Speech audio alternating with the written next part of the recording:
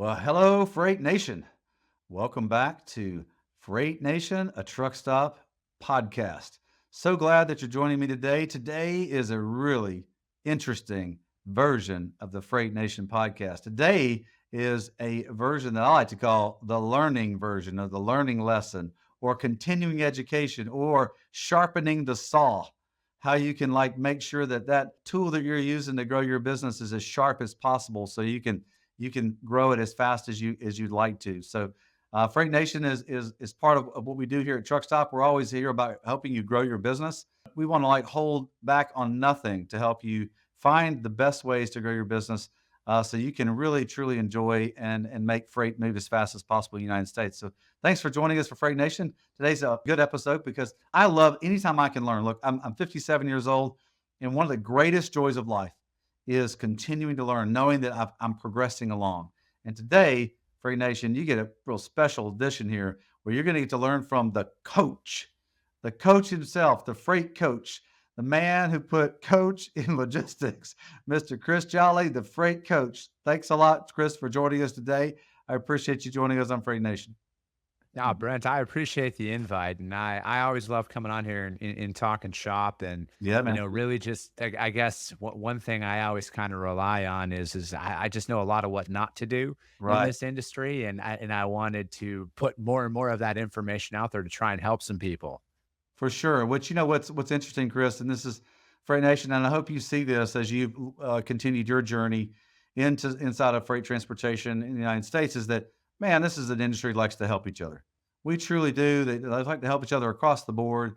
I think it's one of the things that makes our industry the best industry in all of America, which is we're an industry, even though it's $1 trillion, we all are fundamentally wanting to help each other succeed. You'd be surprised. It's not just small players helping small players, medium players helping medium, but it's billion-dollar publicly traded companies that are talking to each other, helping each other be successful. So, man, I am so excited for the freight coach to be on today. I've gotten to be around Chris for many years, talked to him multiple times about the business, about the industry, about what's going on. So you're going to get to hear Chris's journey into freight, which I'm excited about. I don't know every part of it, so hopefully I'll get to learn a new part of it.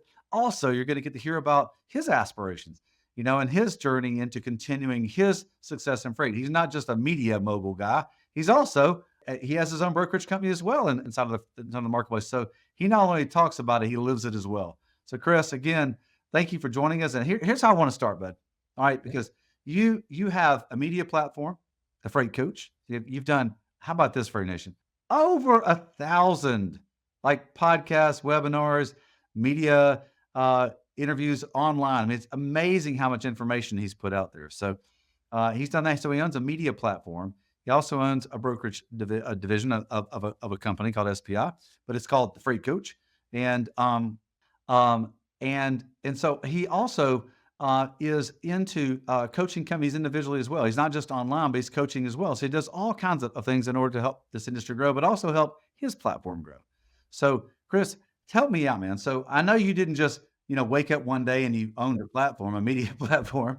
You got a journey into this. So when you were younger in your career, did you start out in transportation, or was it something you kind of you just something happened and you kind of became part of it? I've indirectly been in transportation my entire life. So I come from a family of truck drivers. When my great grandparents immigrated from Germany, they started a trucking company in Iowa back in the 1930s. And then my my grandpa on my mom's side, he was a dispatcher after he got back from World War II. He was a dispatcher. And then my dad was an owner operator. He drove for 40 years, uncles, godfathers. I've just been around it. And wait a minute, your dad was an owner operator? Yeah, yeah. He drove for 40 some years. He started in after he graduated high school, he joined the army and he drove trucks in the army. And then as soon as he got back, he started driving right away. And that's all he did. So my goodness, did he start driving in the mid 60s or the 70s, or when was he driving? Late 70s. He drove from the late 70s through I think 2010 or 2011 is when he stopped driving. So yeah, through the absolute heyday of the industry. So you actually have diesel in your veins, man. You live legitimately. Dad, uncles, grandfather, all part of it. Now, time out then. This helps me. I got to ask this question. Did you ever drive a truck? Did I ever drive? I did, not legally, but I drove on the dirt roads by my house. So, well, that's fantastic. So, was all this when you were growing up in Wisconsin? So yeah, I growing up in northern Wisconsin, it was all out of there. My dad pretty much primarily ran out of Minneapolis. He ran Minneapolis to the Bronx for like 30 of the 40 years that he drove. That's all he did was New York City. And yeah, so I was just around it. And then I actually got my start in brokerage after I moved away. So I moved out west in 2011 and I got a job brokering, and that was pretty much primarily what I did for 10 straight years. And then I moved down to Phoenix here with my wife and my son. And, I was here, we moved here in December of 2019. And then by March of 2020, we all know what was going on, but I found myself out of a job at that time. And but like, I actually quit. I had the very phenomenal timing, Brent, to say, hey, I feel like I've accomplished everything I wanted to as a broker. I'm going to go learn the trucking company side of things, and I'm going to work assets for 5 to 7 years. Then I'm going to make a C-suite play, was my whole plan at that time. And I had a bunch of interviews lined up, and then I resigned from my job on a Monday. And then by Thursday, COVID was COVID. And by Friday, all the interviews I had lined up went away.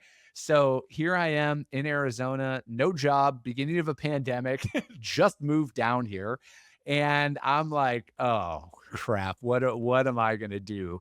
And so, naturally I took the weekend and, drank my face off because that's the logical thing to do when you're at the beginning of a pandemic and you're out of a job. But, I woke up on Monday morning, and I'm like, all right, if nobody's hiring, I got to be candidate number one everywhere. I'm like, what can I do? So I just went to LinkedIn and I started just kind of like looking around, and I'm like, I was looking at a lot of the posts that I saw out there, and I'm like, did I suck that bad? I'm like, why is everybody just talking about how easy it is to get customers? And I started going back, and I'm like, all right, I'm like, I need to speak about my experience. And I'm like, I'm just gonna start posting. And I was listening to a lot of Gary Vaynerchuk at the time, and he was like, just post, post, post, post. So that's what I did. I started posting once a day, and I just started talking about my experiences, right? Like I started talking about, heavy haul, flatbed, all of that stuff. And, I was doing that. It was probably like 30 days worth. And I had a really large brokerage reach out to me at that time. And they're like, hey, we saw your post on heavy haul. They're like, can you talk to one of our sales reps? We want to really offer this, but nobody has any real experience doing it. So I was like, absolutely. Like maybe they'll just hire me. This guy's going to say, I don't want it, but you should hire this guy. And then fortunately, that never happened. No job offer came, but that's when the light bulb went off in my head. I'm like, man, if these guys need help with sales, who else does? And I'm like, nobody's hiring. So I'm just going to create my own company. I'm going to say I'm Sea Jolly Freight Consulting. So I started that in April of 2020. And I just kind of went from there with it. Naturally, I went viral overnight. I'm being facetious. That didn't happen at all. But I was out there and I'm like, all right, I have this business now, but now, like, what do I do? How do I get out there? And, so I was actually, I started delivering pizzas because that's all who was hiring. You And, were delivering pizzas. yeah. I was delivering pizzas in 2020 because I got a family to feed, man. And I don't come from money, and I had a finite amount in my savings account. And if I was going to start this business, I'm like, I got to buy stuff. And so I just went out there and I did that. And, I was listening to Gary V at the time, and I was delivering pizzas one night. And he's like, if you're starting a business in 2020, he says, start a podcast. Just go out there, start a podcast, interview founders. Founders always want to talk about themselves and their story. So like I literally took that weekend and I spent like 40 hours on what I call YouTube University to find out what's a podcast and how do I podcast. So I did, and I got it all, and I released my first episode in July of 2020. And that is, naturally, again, nobody agreed to come on my show because nobody knew who I was. I was just some random person with a podcast at the time. And, so I just did that. And I did one a week for like the first 4 months. And I'm like, I got to get out there and I got to increase my output. And I was doing that because like I still wasn't getting any business from it. I wasn't getting anything.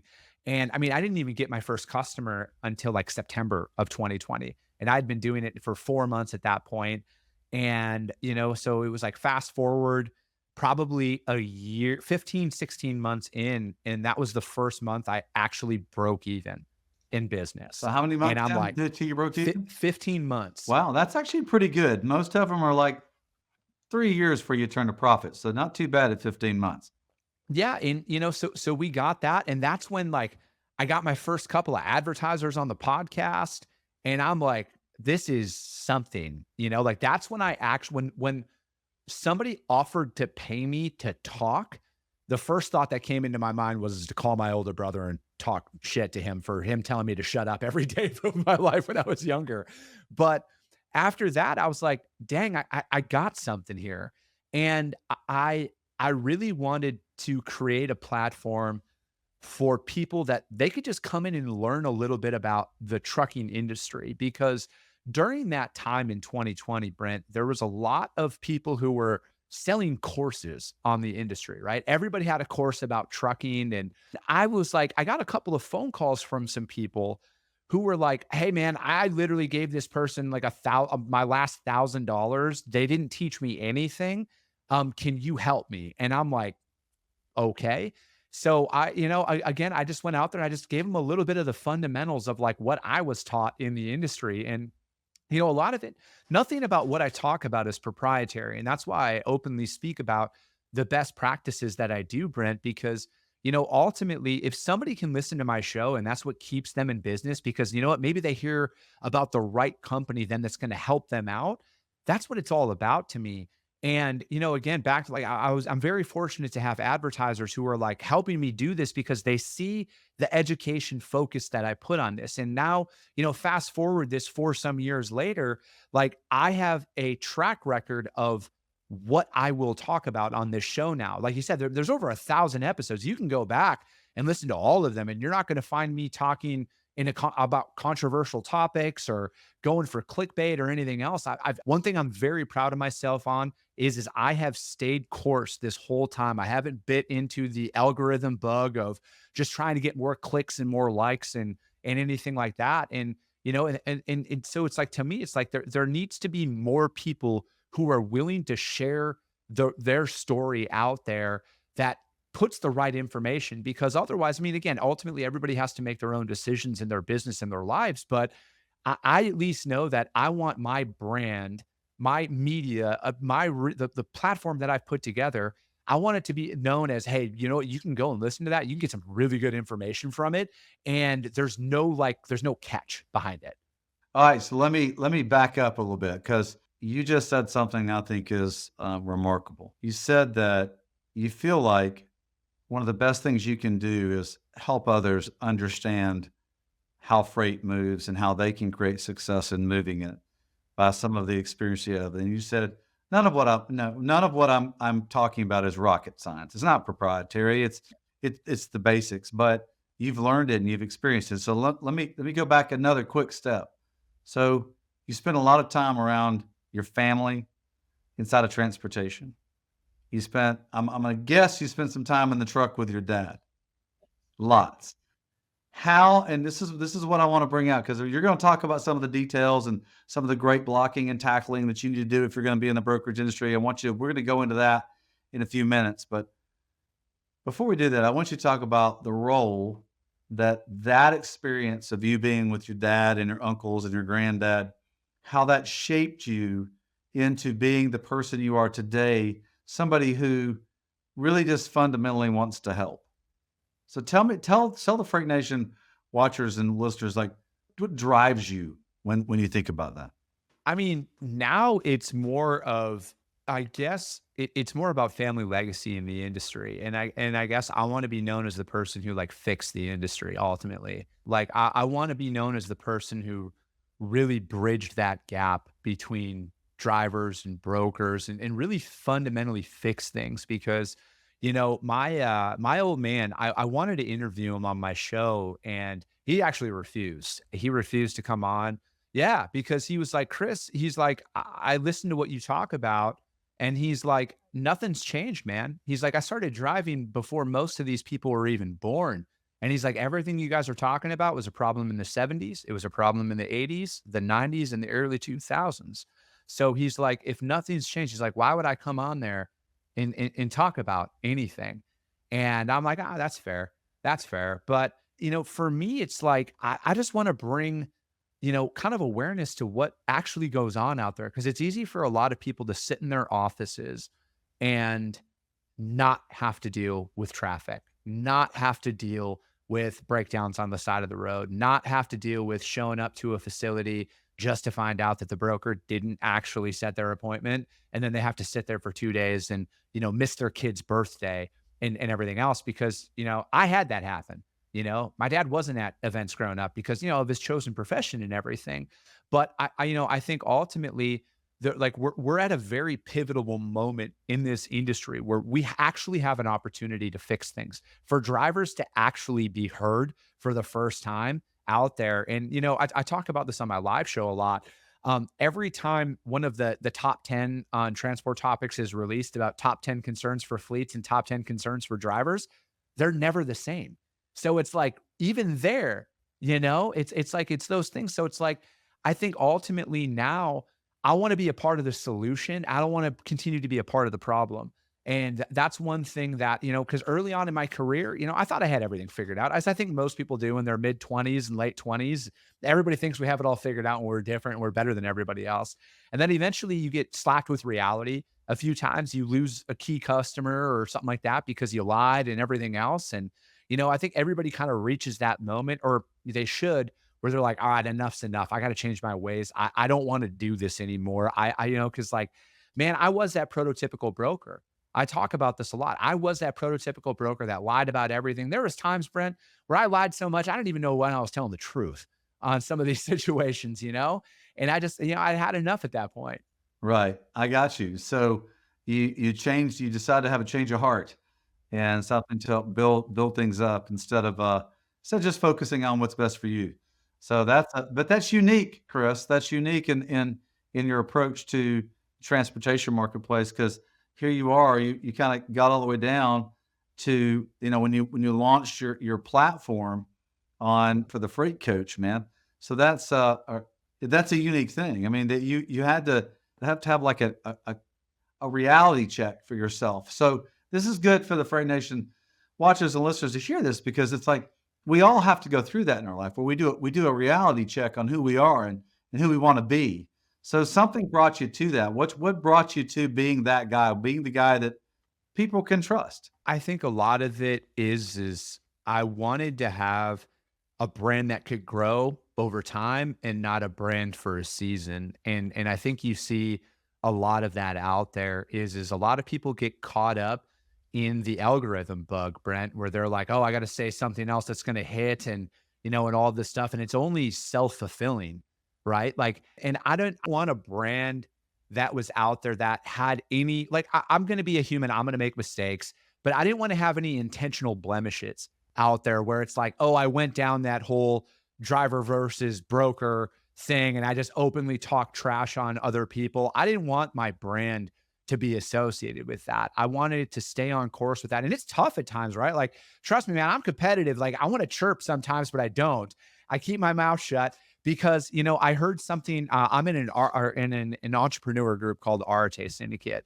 And I've been around very successful people. And I had a guy who told me, he's like, it doesn't matter if you're doing $100, 100,000 or 100 million. You need to hold yourself to the standards of, if you were the CEO or a founder of $1 billion company, would you react to that? Would you say that?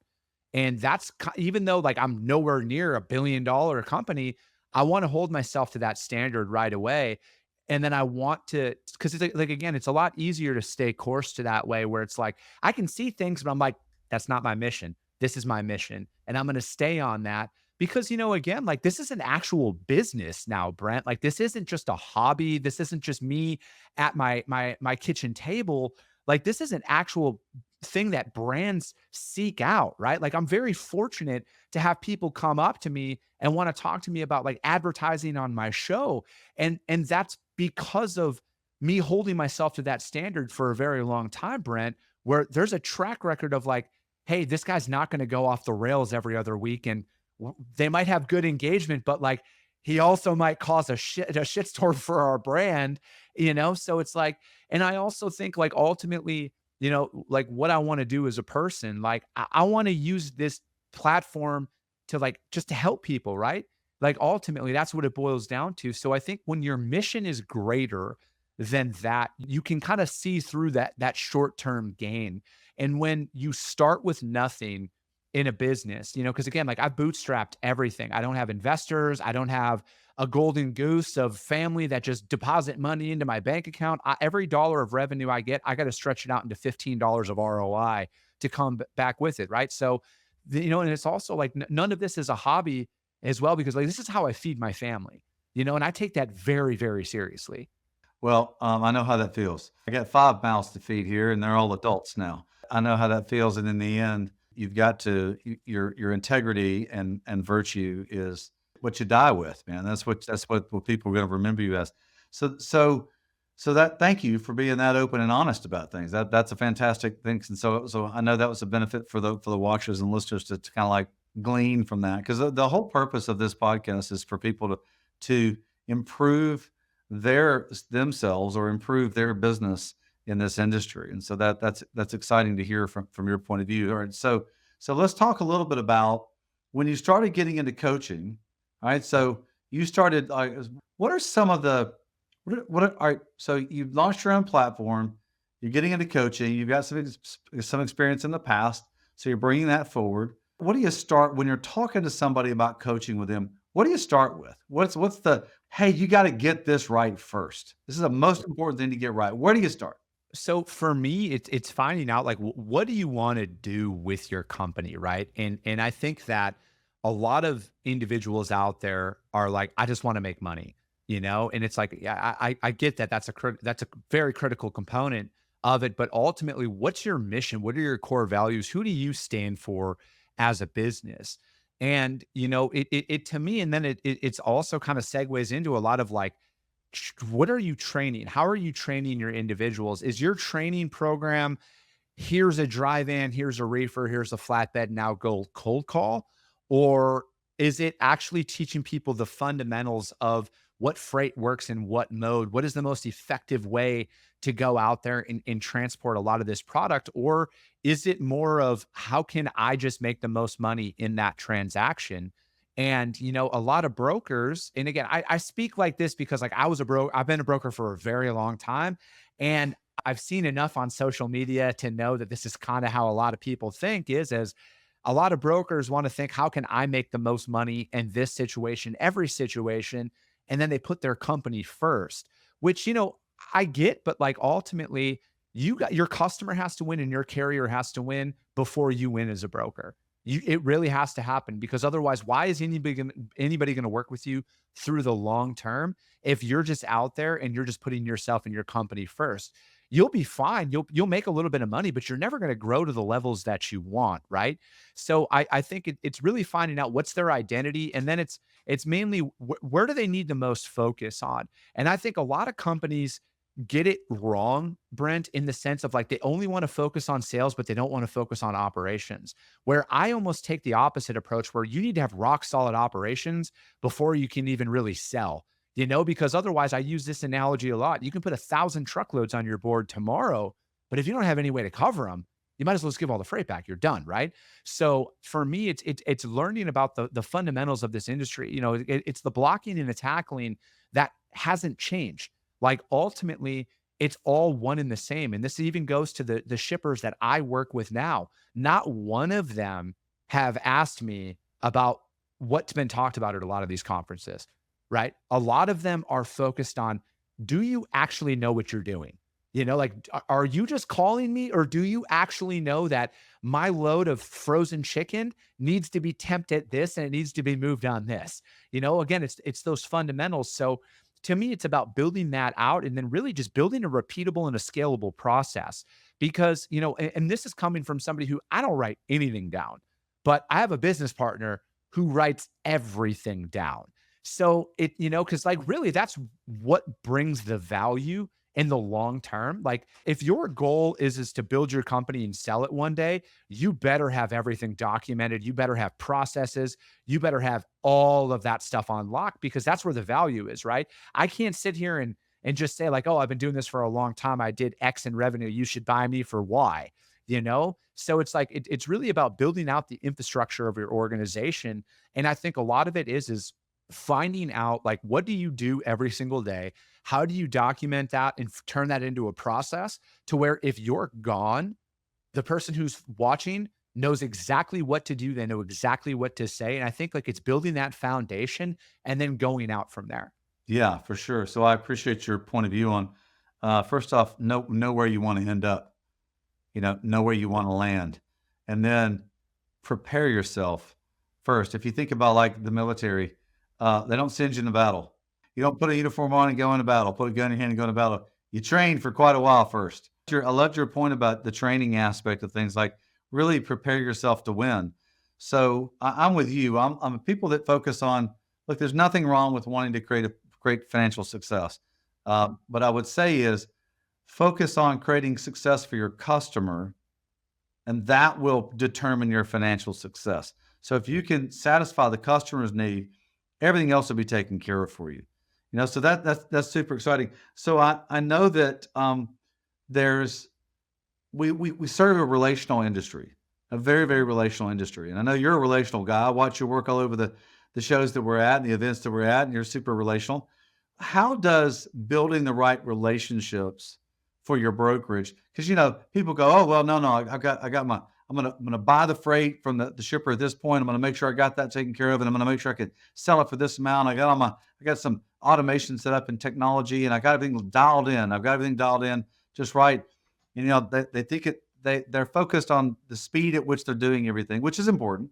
That's efficiency. But how do the relationships up and down, how do you coach on the value of a relationship? I think it's one of the most overused terms out there, Brent, because most people view relationship as like, how do I as the individual win? I don't care what happens to Brent. I have a relationship with Brent as long as I win. That's kind of how a lot of people approach that. But like I've seen it so many times. Again, this is I guess the joys of getting older in life is you experience a lot of different aspects of things. And, I see that a lot. I saw that as heavily as involved in social media as I am, I saw it through every market swing over the last 4 years when people were crying about relationships. And then when all of a sudden nobody was talking about relationships. And, for me as a broker, like I want to be a broker of choice to my customers and my carriers. I want my carriers to see my name reaching out to them and they know they're going to be taken care of when they accept our freight. They know that all the information that comes across is legitimate. And there's that kind of that track record out there because in my opinion, if you take care of the carrier, they will take care of the customer because they're that front line as a broker out there. And if you send in a driver with the wrong PO number, the wrong weight, the wrong everything, that's a direct reflection of you as a broker. And then it's like they only want those carriers to do whatever they want when it's convenient for them as the broker. And, I say that because I used to do that stuff, man. I used to do the lie about this and everything else. And that just wasn't a sustainable thing in the long term. And, as a broker, you got to make sure your customer wins and your carrier wins. And, you need to go, and it's not like anything that you have to do to make that happen is above what your SOPs are, your standard operating procedures. Call the shipper, verify details, call the receiver, verify details. And I think that a lot of people find themselves in trouble when they're posting up loads and they post it for 20,000, but it comes in at 35,000. It's not the fact that a driver can't haul the weight. It's the fact that you lied about the weight. Now, what else are you lying about to them? And that just starts that spiral, right? So it's like for me, I just want to be brutally honest with people. When we post loads, because we do, we'll let them know, hey, this is a truck in hand opportunity with this customer. We don't physically have the bill of lading. We're looking for a truck. We're looking for availability. Are you okay with that? All right. So the idea of the relationship from a standpoint of repeat business, that's kind of what I hear you talking about, really about How's it going to benefit you long term within what you do? That's interesting. So you've been around long enough to experience this too. So my next question is this, because I think the Freight Nation watchers and listeners will love to hear about this as well. You've been around long enough to see a lot of technology come into the marketplace. All right. So talk about your perspective on when you're coaching brokerage companies or agents that work for brokers and you're coaching these guys on what role does technology need to take and where does it not need to be used? So I think technology and automation is another very overused thing. And it's not that it's not beneficial. It is very beneficial if you can afford it, right? Like there's some tech out there that's kind of push where we're talking tens of thousands of dollars of monthly overhead before you've even moved a load, right? Like you got to move a lot of freight to pay for a lot of this stuff. And a lot of it in theory is great, but is it necessary? And I don't personally think it is necessary. The only necessary piece of technology a broker needs, in my opinion, is a TMS and load board access. And if they can both be integrated in with each other, even better. But that's really the only piece of technology that you need to start. And then you can throw tracking on theirs and number three, in the event that you can afford it at that time. But I also think like the more reliant on technology one becomes, the less able they're going to be to do their job if the technology fails, right? Like I guess I've been around this industry long enough, Brent, where I know how to cold call, right? Like I know how to make outbound calls to carriers. We just did that today, right? Guess what? We got a load. We had to make outbound calls because it's in a market right now that is very tough in the Pacific Northwest due to produce. So guess what? Nobody called. So what did we do? We picked up the phone, we made some outbounds, and we booked a truck that way. So it's like we can operate if the power's on or not. I will find a way to make it work, and I feel like a lot of people get too reliant on technology. They think like the bells and the flashiness of it is phenomenal, but is it required to get shippers? Is it required to get shippers? That's an interesting statement. Unpack that one, my man. That's a great statement. What I mean by that is it's not. You don't need technology to get most shippers out there, right? Like I make cold calls every single day, and I know we're going to get to the brokerage thing here in a little bit, but I've never once had a customer stop me in the prospecting phase and ask, "What does your tech stack look like? How is your back office automated? How is this?" I've never had that happen. Now there's customers and there's prospects who are like, "Hey, are you EDI compliant? Do you have access to EDI? Do you have access to tracking?" That does happen, but that is almost a rarity out there. The majority of the customers that I have, even to this day, I mean, I've been working with the same shippers now for over 2 years. Not one of them has asked for a direct link to tracking. Not one of them has asked any of that. They trust the fact that I know what I'm talking about, right? And I just think that the easier way that a lot of technology that is pushed, it's more convenient than easy. All right. It might be more convenient in certain situations, but it's not required. And it's not just going to miraculously make you have a successful business. Right. I've bought into that so many times in my life where I thought that there was an easier way and a better way to do things. But all I was really doing was overlooking the work that I knew I needed to do because I was being inherently lazy in that moment. And again, technology is great if you can afford it, but if you can't afford it, it's not required. There are plenty of shippers out there that aren't going to require you to have, integrations with certain things. There's a lot of now. There's brands out there that will, but you're not cold calling them and getting set up with the companies of that magnitude, Brent, in a 12 or a 24-month cycle. That's like 3 to 5 years of prospecting before you might get in the door with somebody who requires high chain analytics and in a bunch of stuff like that. So, again, and I also think like there's that resistance out there that gets built up over time where you hear enough about this to where you're like, oh, I need this. Oh, I can't cold call that person because I need to have this, or I need to have that. You don't need anything. You need an internet connection and a cell phone. That's all you really need. And you can go out there and develop business that way. Wow. So what you're saying is don't overburden yourself with technology because it's not always needed because it's a giant marketplace and there's a very deep pool shipper customers that need to move freight that aren't necessarily requiring that. So that's interesting on mitigating your cost on what you think you need to get into the marketplace. Because most people look at what does it take for Schneider or Coyote or CH Robinson or some big player? What kind of technology are they using? And in reality, and here's what I hear you saying. In reality, you're not competing with them. So stop trying to compete with them because you're just wasting your effort and energy. They have more money and resources than I will have for the foreseeable future. Not forever, but for the foreseeable future, right? And what is my competitive advantage though out there ultimately? My competitive advantage is me. My competitive advantage is, because like people buy from you because they like you, right? And it's back to, some of the lanes that are out. Like you're not going to compete with JB Hunt on Atlanta to Chicago asset lane as a broker, right? So it's like, why are you going out there and chasing after stuff that might not materialize?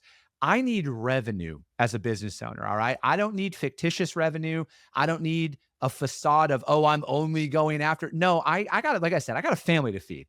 I will move a truckload of trash if that's what it's required. And but again, like I think I spent so much time looking for the easier way, right? Like I bought in to the email bug in freight where it's like, oh, just email, say all your sales, email outreach. And I did that for 15 months and we were flat.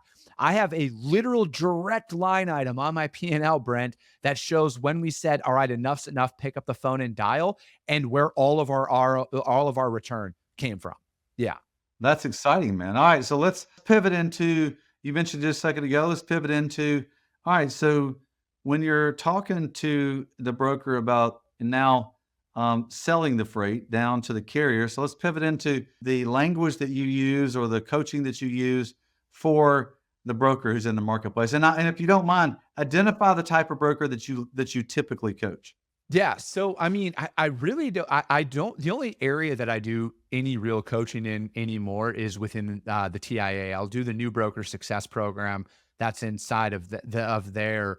And because like all of my time now is spent building my own brokerage. But like a lot of what I talk about on my podcast, Brent, is what I apply in my business every single day.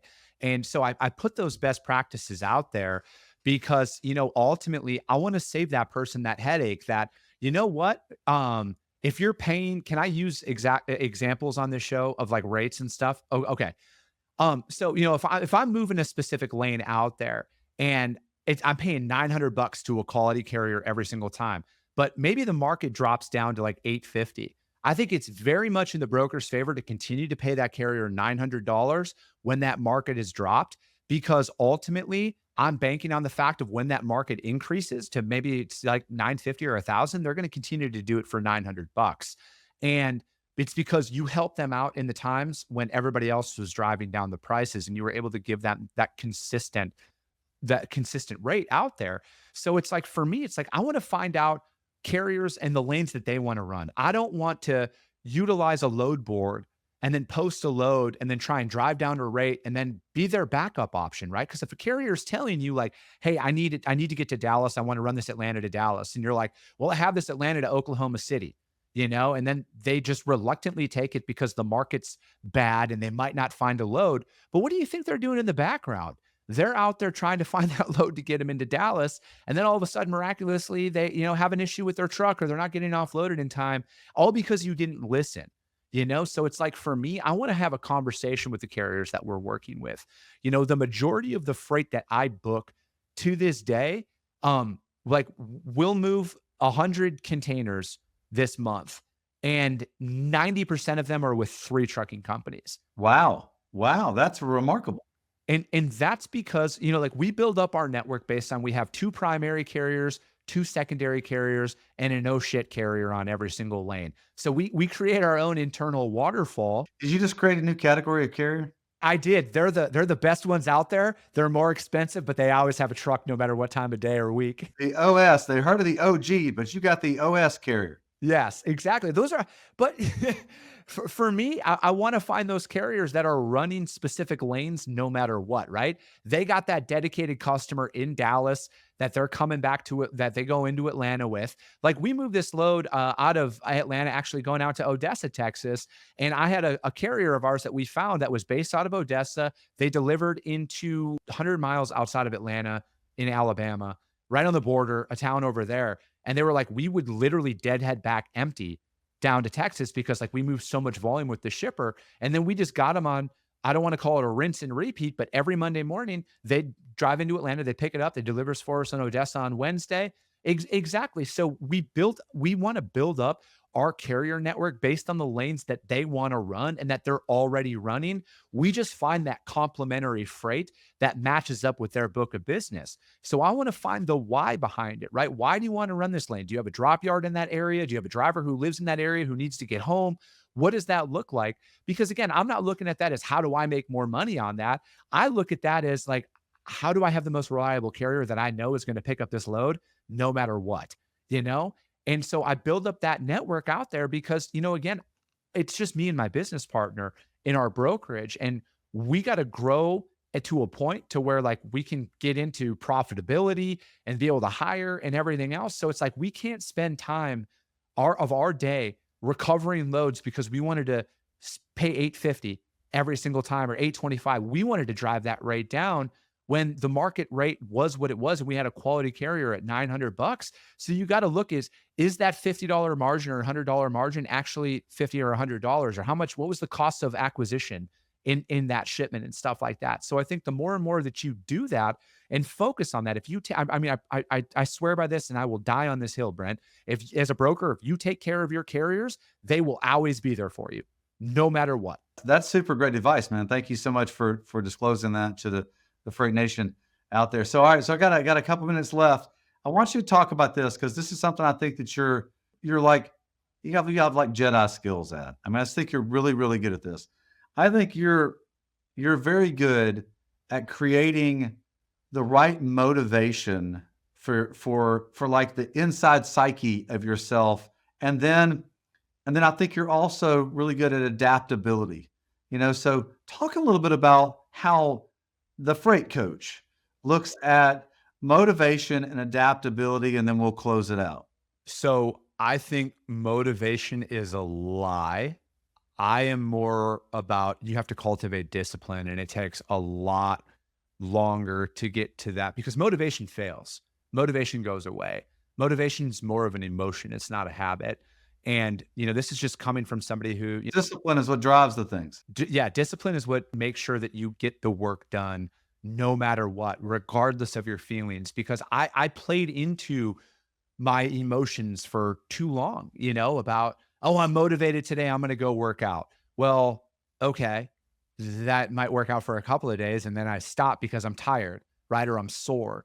Or, it's the same thing with a lot of stuff. I would only do it when I wanted to. But then when I didn't want to, I had every excuse in the world to not do anything.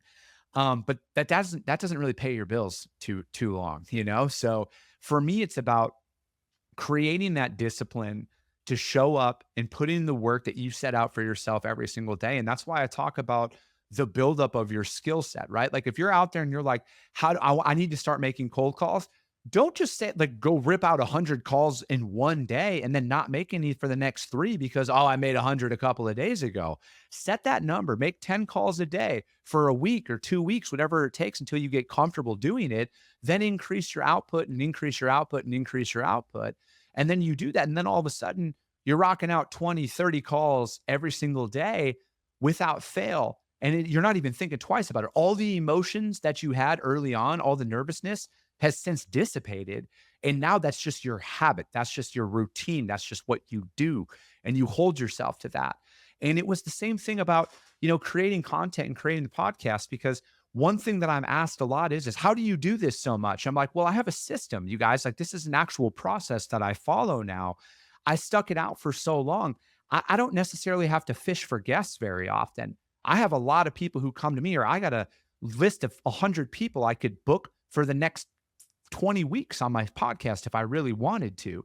And that came from showing up every single day, no matter what, without fail, and holding myself to that standard because, a lot of this stuff, it'll go away. Your motivation's going to go away. But what are you doing that in the days that you don't want to do anything? When the last thing you want to do is pick up the phone and call another shipper? How are you holding yourself in those moments? Because that's really where a lot of the gains start to come from. And when you can start to kind of quiet a lot of that stuff inside of your head, because I was a professional victim for the longest time, Brent. Like I bought into that all the time about, oh, I did this last week, I'm good this week. And what I realized is I had so many peaks and valleys. There was no consistency that ever drove or like kind of rose from that. Well, I appreciate you put it that way because I look at it this way. I think that I love what you talked about discipline because if you have discipline, it's amazing the success that comes behind discipline. I think about it like an athlete. If you have muscle memory on something, that's discipline that you're going to do it the same way no matter what. No matter what comes your way, you're going to do it the same way because that's what will create success. Man, what great advice today. I really appreciate it, Chris. And I knew I would learn something new about you.